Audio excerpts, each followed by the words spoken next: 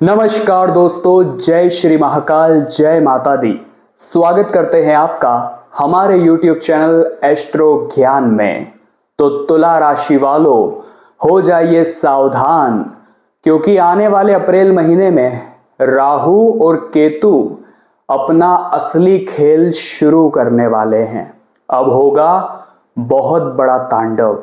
तुला राशि वालों, केतु जो कि तुम्हारे 11th हाउस में बैठे हुए हैं, अब वो सूर्य का नक्षत्र छोड़कर अपने खुद के मघा नक्षत्र में जाने वाले हैं।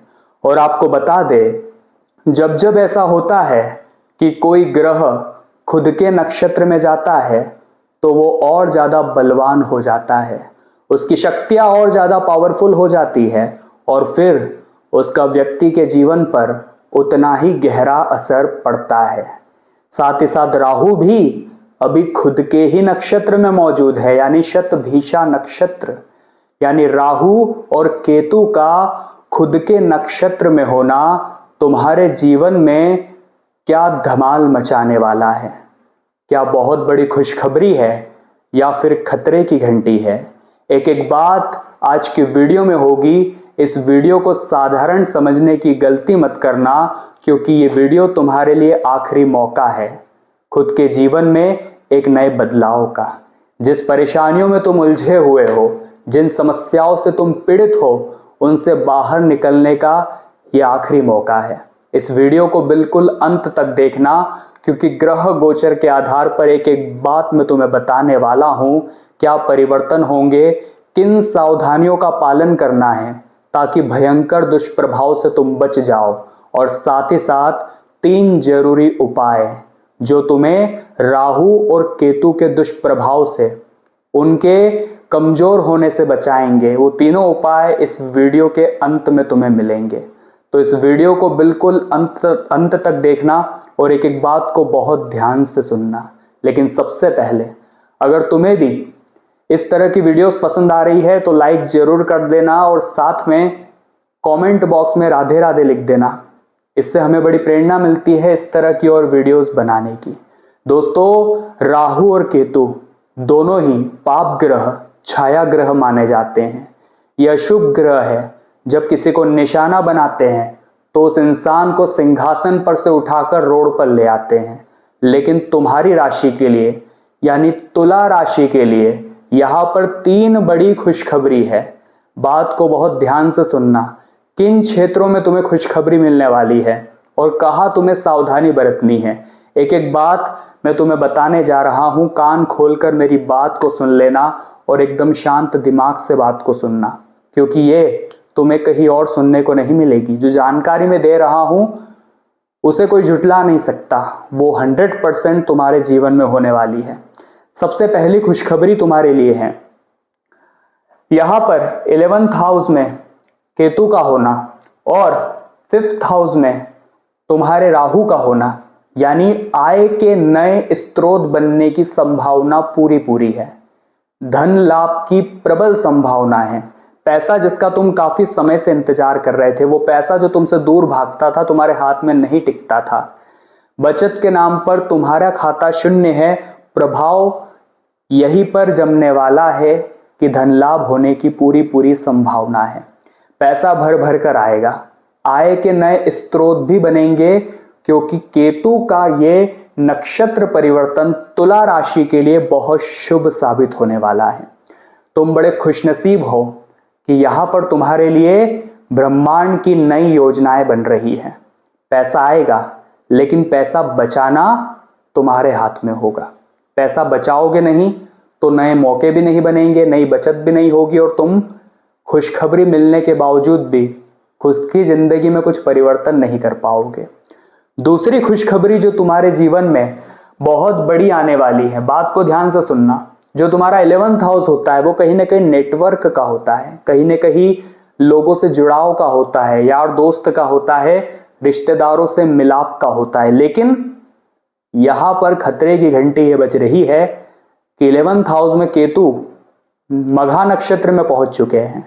अब वो तुम्हारे जीवन से उन लोगों को दूर कर देंगे जो तुम्हारे अपने नहीं हैं। अपने बनने का केवल दिखावा कर रहे हैं। मतलब अप्रैल के इस महीने में और आने वाले समय में तुम कुछ ऐसे बदलाव अपनी जिंदगी में देखोगे कि जो लोग स्वार्थ के लिए तुमसे जुड़े हुए थे, किसी मतलब के लिए तुमसे जुड़े हुए थे, वे लोग तुमसे दूर हो जाएंगे। कुछ गिनती के चुनिंदा लोग बचेंगे जो वास्तव में तुम्हारे अपने होंगे। यानी एक और महाखुशखबरी, क्योंकि जीवन से गुप्त शत्रुओं का अलविदा होना यह बहुत बड़ी खुशखबरी से कम नहीं है। यही तो वे लोग हैं जो हमें गलत सलाह देकर भ्रमित कर देते हैं। ये वही तो लोग हैं जो हर बार हमारी कमियां निकालते हैं, हमें गलत काम करने में सपोर्ट करते हैं और हमारी तरक्की से जलते हैं। ऐसे लोग अपने आप दूर हो रहे हैं केतु के नक्षत्र परिवर्तन से, मघा नक्षत्र में जाने से। तो इससे बढ़िया खुशखबरी तुम्हारे लिए और क्या हो सकती है। इसी के साथ तीसरी और महत्वपूर्ण खुशखबरी जो तुम्हारे जीवन में होने वाली है, यह 5th हाउस से राहु तुम्हारी इच्छाओं को पूर्ण करने में अहम भूमिका निभाने वाले हैं। जो इच्छाएं तुम्हारी बचपन से थी, मान लो तुम्हें कोई गाड़ी लेनी थी, कोई कार लेनी थी, कोई खुद का मकान बनाना था, कहीं फॉरेन ट्रिप पर जाना था, तो इच्छाएं पूरी होने की संभावना है। यह समय है इच्छाओं के पूरा होने का, क्योंकि यह बुध भी साथ है और बुध हर बार तुम्हारा फैसला सही साबित करवाने वाले हैं। योजना बन चुकी है, ऐसी ऐसी स्थितियां तुम्हारे जीवन में निर्मित होगी कि तुम पहले से ही अंदाजा लगा लोगे कि मेरे साथ क्या होने वाला है। पहले ही तुम्हारे दिमाग में आभास हो जाएगा कि अब मेरे साथ क्या बीतने वाला है। और ये सब कुछ राहु और केतु का ही प्रभाव है। इसे मामूली मत समझना, इस मौके को हाथ से मत जाने देना। तुम्हारी दिलचस्पी वेद पुराण पढ़ने के मामले में बढ़ सकती है, क्योंकि केतु एक ऐसा ग्रह है जो जीवन में कहीं ना कहीं अलगाव लाता है, रिश्तों में खटास लाता है, लेकिन इंसान को स्पिरिचुअल भी बनाता है। और वैसे ही तुम काफी समय से भक्ति भावना से थोड़े दूर होते जा रहे हो, तो ये समय तुम्हें फिर से वेद पुराण कथा इन सब की ओर जोड़ने वाला है और तुम आगे चलकर काफी शांत इस वजह से महसूस करोगे। क्योंकि जो व्यक्ति भगवान की शरण में चला जाता है, स्वाभाविक सी बात है, उसके जीवन की अशांति, उसके जीवन का डिप्रेशन, तनाव सब दूर हो जाता है। लेकिन तुम्हें यहां पर 2 जरूरी सावधानियों का पालन करना होगा, वरना ये तीनों खुशखबरी लौट जाएगी। ये 2 बातों का अगर तुम ध्यान नहीं रखोगे तो आती हुई लक्ष्मी भी रूठ कर चली जाएगी। जो धन लाभ होने वाला था वो भी तुम्हारे पास नहीं टिकेगा। सबसे पहली सावधानी, जो यहाँ पर 11th हाउस होता है वो कहीं ना कहीं भाई बहन का भी होता है, उनके रिश्तों से जुड़ा हुआ होता है। तो संभावना है कि राहु और केतु मिलकर तुम्हारे और तुम्हारे भाई बहनों के रिश्ते में बड़ी गड़बड़ कर सकते हैं। आपसी दूरियां भी बन सकती है, जमीन जायदाद के मामले में बड़ा विवाद भी हो सकता है।